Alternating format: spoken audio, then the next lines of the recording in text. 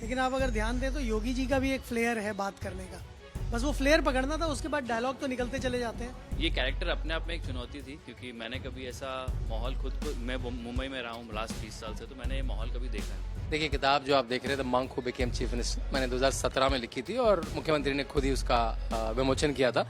लेकिन उसके बाद से मैंने देखा कि उनको खासकर उन किताबों में ज्यादा रुचि है जो उनके काम पे करी गई बनी है। मेरी जो सेकंड किताब है the monk who transform Uttar Pradesh, अपने बारे में लिखी किताब पे उनको बहुत ज्यादा रुचि नहीं है और सच के संत है वो।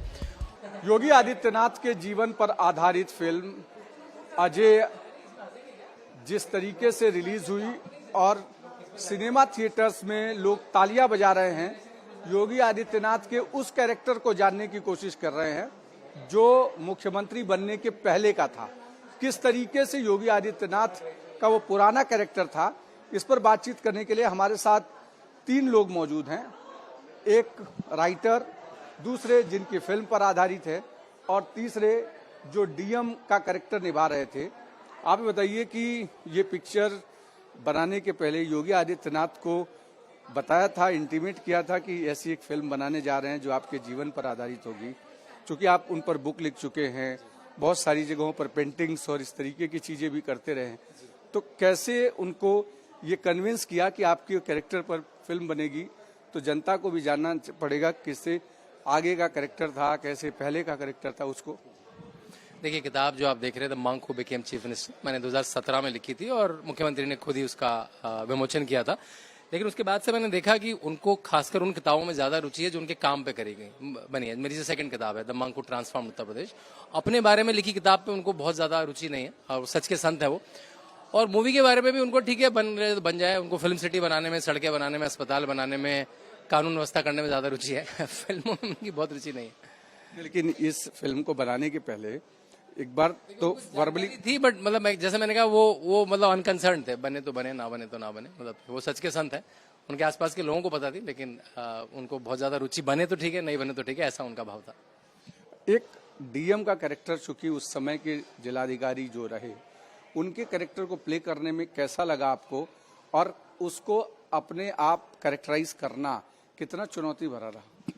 देखिए, हमारे देश में जो भी सरकारी कर्मचारी हैं, इतना भ्रष्टाचार है हर जगह, तो ये कैरेक्टर अपने आप में एक चुनौती थी, क्योंकि मैंने कभी ऐसा माहौल खुद को, मैं मुंबई में रहा हूँ लास्ट 20 साल से, तो मैंने ये माहौल कभी देखा नहीं। तो मेरे लिए उस कैरेक्टर में ढलना, उस कैरेक्टर को उस तरह से निभाना एक चैलेंज था।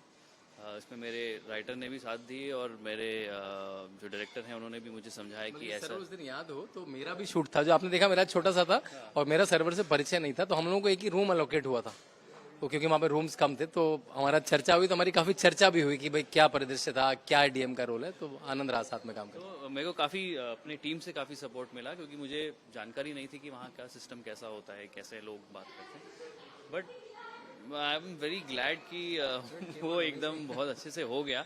बताइए उसकी रील जो चल रही है। हाँ, मतलब एक हफ्ते में 4 मिलियन अगर मुझे उस पर हिट्स आ रहे हैं मेरे काम पे, तो it's a very big thing for me. Cinema theatre में तालियां बज रही थी कई सारे डायलॉग्स पर। वो डायलॉग्स लिखने में और जनता को कैसे पसंद आएगा, योगी आदित्यनाथ का जो ओरिजिनल कैरेक्टर है, और उसको डायलॉग में परिवर्तित करना कितना चुनौती भरा रहा? देखिए, अपने आप में बड़ी चुनौती थी, क्योंकि इतने बड़े आदमी और इतनी बड़ी शख्सियत के ऊपर आप एक सिनेमा बना रहे हैं, फिल्म बना रहे हैं, तो आसान तो नहीं था। लेकिन आप अगर ध्यान दें तो योगी जी का भी एक फ्लेयर है बात करने का, बस वो फ्लेयर पकड़ना था, उसके बाद डायलॉग तो निकलते चले जाते हैं। तो वो फ्लेयर हमने पकड़ा, उनकी पर्सनैलिटी को पकड़ा, और फिर आप देखिए वो जो डायलॉग हैं जिसपे तालियां बज रही हैं, अच्छा लगता है देख, कहीं प्रकट होते हैं, तो उस तरह के जो डायलॉग्स हैं वो अपने आप ही निकलते चले जा रहे थे। फिर एक बार कैरेक्टर समझ में आ जाए तो उतना मुश्किल नहीं रह जाता। देखिए, आपने चूंकि एक बेहद अहम किरदार निभाया, उस किरदार को जिसने 2 लोगों के जीवन को जिया, चाहे अद्वैतनाथ का रहा हो या फिर योगी आदित्यनाथ का रहा हो, इन दोनों कैरेक्टर को समतोल करना, उसके जीवन को कैसे देख रहे थे?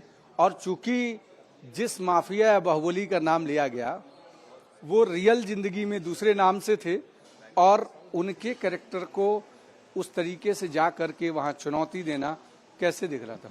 देखिए, सबसे पहले तो मैं सम्राट सिनेमैटिक को धन्यवाद दूंगा, क्योंकि सम्राट सिनेमैटिक ने जो पिक्चर बनाई है the monk became chief minister, उसमें से हमने करीब करीब 30-40% लिया।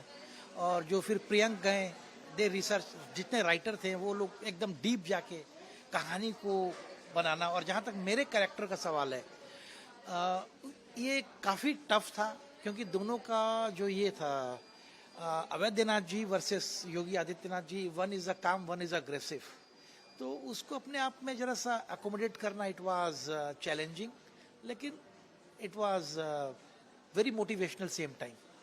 तो सीखते सीखते सीख गए।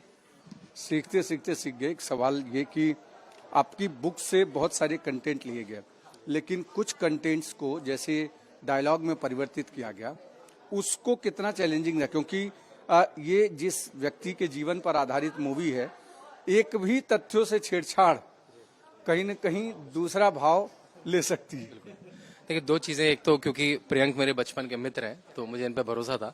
थोड़ा मुझे बॉलीवुड में सच में भरोसा नहीं है, तो मैं ऑलमोस्ट 40 दिन की शूट जो थी उसमें से 80-90% सेट पे बैठा रहता था। सेट में आप मॉनिटर देख सकते हैं, डायलॉग सुन सकते हैं, तो स्क्रिप्ट से कुछ ज्यादा दाएं बाएं तो नहीं जा रहे हैं लोग, कुछ भाव इन्होंने आगे पीछे नहीं कर दिए, तो मैं देखता रहता। लेकिन जैसा मैं था वैसे और लोग सब डेडिकेटेड थे। परेश रावल जी हैं, निरहुआ हैं, ये लोग सब भाव से जुड़े हुए लोग हैं। तो हाँ, चैलेंज आया, लेकिन उन्होंने और किताब को उभार दिया। वो तो 133 पन्ने की ब्लैक एंड व्हाइट बुक है, और उसको इतना बड़ा बना देना बहुत किसी के लिए, लेखक के लिए बड़ी अनुभूति है वो। बिल्कुल सबसे बड़ा चैलेंज इन्होंने लिया है। ऐसे ऐसे सब्जेक्ट को उठाया, ऐसे टॉपिक को उठाया, और उसके ऊपर इतनी हिम्मत करके ऐसी बड़ी फिल्म बनाई। जो आज एक फिल्म आपको दिख रही है, इतनी ह्यूज फिल्म जो लग रही है, वो इनकी बदौलत है। और सरवर, शायद ये मेरे ख्याल से पहली बार होगा कि किसी इतने लाइव पॉलिटिशियन बनी है। मनमोहन सिंह की पिक्चर बनी, ही वाज, मतलब उनका प्राइम मिनिस्टर काल ओवर हो चुका था। ठाकरे जी की पिक्चर बनी जब वो उनका देहांत हो चुका था। जयललिता की पिक्चर बनी जब उनका देहांत हो चुका था। तो ऐसी पिक्चरें कम है जो किसी के प्राइम में बनी हो। मुझे बुक लिखते समय भी ये चैलेंज था, लेकिन अभी क्यों लिख दी? मैंने कहा भाई अभी तो जीवन लंबा है, मैंने यहाँ तक की लिखी है। अच्छा, पिक्चर भी तो अभी तो 17 पे खत्म हो गई ना, अभी तो आगे की जर्नी है। यही मैं लोग कंपेयर बहुत करते हैं। यही अगला सवाल आप तीनों से था कि 17 योगी आदित्यनाथ के चीफ मिनिस्टर बनने के पहले की पूरी कहानी रही, क्योंकि उसके बाद जिस तरीके की कंट्रोवर्सी रही, जिस तरीके का उनका कैरेक्टर रहा, उससे कहीं न कहीं फिल्म को कहीं न कहीं कंट्रोवर्शियल मूड मिल जाता। हर चीज को उस वहां तक रोकने के पीछे उद्देश्य सिर्फ यही था कि कंट्रोवर्सी से बचना, और पिछला जो है सिर्फ उनकी जीवनी को बताना। नहीं, देखिए, आपने देखा होगा कि किसी कंट्रोवर्सी से नहीं बचे। उनके जीवन में जो भी था सब दिखाया, उन पे अटैक हुआ, जो उन्होंने कहा सुना सब हुआ। क्योंकि किताब का एंट्री भी बचपन से है, किताब की एग्जिट भी सीएम बनने पे है, तो वो मेरे ख्याल से किताब की रुखाल से बंदे के ऊपर बनी है ना किताब, एज इट इज किताब को फॉलो किया है। It's adaptation of the logical unit भी है, वो एक लॉजिकल यूनिट भी है। एक चीज ये बताता हूँ कि होता क्या है ना, आपको एक सिनेमा एक लेवल तक ही दिखा पाएंगे। आपको डिसाइड करना है 2.5 घंटे में आप क्या दिखाना चाहते हैं। हम लोगों ने सोचा 2.5 घंटे में हम ये दिखाना चाहते हैं, हो सकता है कोई और होता, वो कुछ और दिखाता। जैसे निकलते हुए मुझसे कम से कम 50 लोगों ने पूछा पार्ट 2 कब आ रही है। मैंने बोला कभी नहीं। लेकिन पिक्चर बांध के रखी लोगों को, पिक्चर बांध के रखी। कैरेक्टर शायद एक जगह आप लोगों ने नहीं किया होगा, वो चूंकि जब उनको अरेस्ट किया जाता है उस समय गोरखपुर से लेकर के और बनारस तक के बीच की सारी ट्रेनें जला दी जाती हैं। कई जगहों पर अलग अलग आगजनी होती है। इस तरीके की चीजों को बेहद बखूबी उसको साइडलाइन किया गया। नहीं, देखिए, जब बांध के रखी, वही चीज का तो सबसे बड़ा दुख है। वो बांध के रखा गया, ऑडियंस ने इतना एंजॉय किया। हर ऑडियंस जो भी निकली है देख के, सब ने बहुत अप्रिशिएट किया। उसके बाद भी रिस्पॉन्स आपके सामने है। डायलॉग बहुत बेहद मिस किया गया।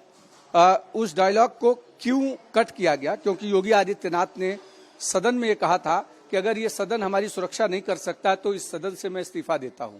ये बहुत बेहद डायलॉग था उनका। जिस समय वो सदन में उनके ऊपर हमला हुआ, उसके बाद वो संसद में पहुंचे और रोते हुए जब उन्होंने कहा था, रोने वाला सीन। लेकिन उस डायलॉग को स्पेशली कट करने के पीछे कुछ उद्देश्य? स्पेशली कट करने का कोई ऐसा उद्देश्य नहीं था। लेकिन क्या होता है, जैसे मैंने अभी थोड़ी देर पहले कहा कि आपको एक समय सीमा है आपके पास, उसमें सबसे इंपॉर्टेंट पार्ट आपको दिखाना है।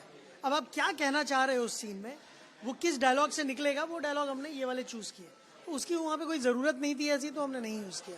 डीएम के निगलेक्टेड रवैये के कारण आज शायद गोरखपुर में एम्स बन रहा है। इसको कैसे देखिए, मेरा पार्ट तो एज एन एक्टर जितना था वो है, बट आई एम श्योर कि योगी आदित्यनाथ के आने के बाद बहुत बदलाव आया। अब मैं खुद जब लखनऊ जाता हूँ तो मैं वो शहर को पहचान नहीं सकता हूँ। फॉरगेट, मैं तो लेमैन हूँ, मैं हैदराबाद से हूँ, आप हैदराबाद से मैं हैं। हैदराबाद से हूँ, अब मुंबई रहता हूँ। अब जब मैं लखनऊ जाता हूँ मुझे लगता है लखनऊ एक अलग ही शहर है। मेरे शहर बॉम्बे जैसे शहर बन गया है वो। तो उसकी जो आज़ादी आज लड़कियों की, औरतों को आज खुलेआम घूमने की आज़ादी है, किसी को डर नहीं लगता वहाँ पे, ये बहुत बड़ी बात है। प्रशासन को टाइट करने के लिए कोई ना कोई, जैसे मेरे जैसा डीएम अगर वहाँ भी काम करते हैं तो कोई ना कोई ऐसा आदमी चाहिए ना जो उनको टाइट करे और वो सारा आपको जो जो हम डिजर्व करते हैं एज इंडियंस, हमें वो तो मिले। पूर्वांचल के सभी माफियाओं का करीब करीब अब अंत हो गया। जिसका नाम बदला गया, मुख्तार अंसारी, चाहे इस तरफ जो है जैसे जैसे आप देखते जाए कई बड़े माफियाओं का अंत हो गया।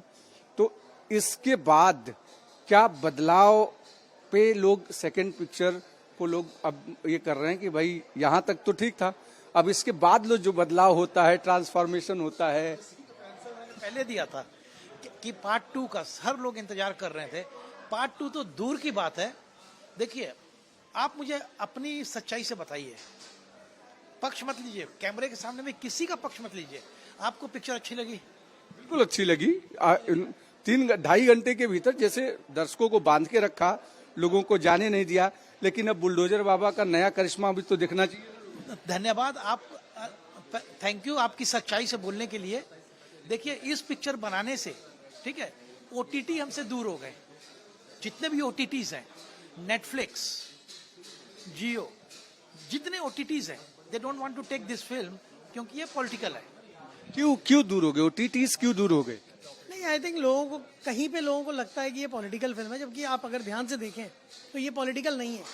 ये एक इंडिविजुअल के जर्नी की कहानी है, एक इंस्पिरेशनल फिल्म है, एक मोटिवेशनल फिल्म है।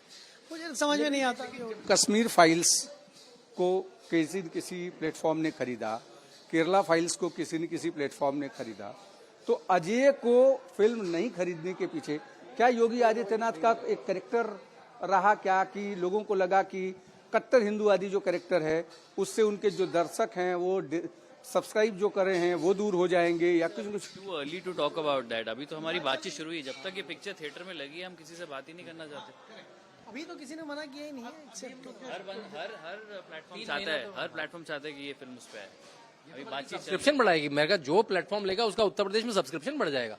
नेटफ्लिक्स जो आपको पता है बड़ा अर्बन प्लेटफॉर्म है, अगर नेटफ्लिक्स ने ये पिक्चर ले ली उसका मैं गारंटी से कह रहा हूँ, कोई सेल्स वाला भी कहेगा उसका गोरखपुर, बस्ती, गोंडा, बलिया, बलरामपुर ऐसी जगह पे जहाँ नेटफ्लिक्स का नाम नहीं पता उसका सब्सक्रिप्शन बढ़ जाएगा। बड़ी नॉर्मल सी बात है। तो ये आएगी बच्चा किसी न किसी बड़े ओटीटी में आएगी जल्दी। सबसे बातचीत चल रही है, यानी अभी सर जो डिसाइड करेंगे उसी के ऊपर क्लोज होएगा। बिल्कुल। देखिए, सारे कैरेक्टर्स, राइटर्स और जिनके ऊपर पिक्चर बनी है उन सभी लोगों ने एक चीज तो कह दिया कि इस पिक्चर से कहीं न कहीं आने वाले समय में कुछ नई डिमांड अब लोगों के मन में है कि अगला प्लेटफॉर्म, अगला जो पार्ट 2 है वो कब आएगा। वीडियो जर्नलिस्ट घनश्याम के साथ अभिषेक पांडे, भारत एक्सप्रेस, मुंबई।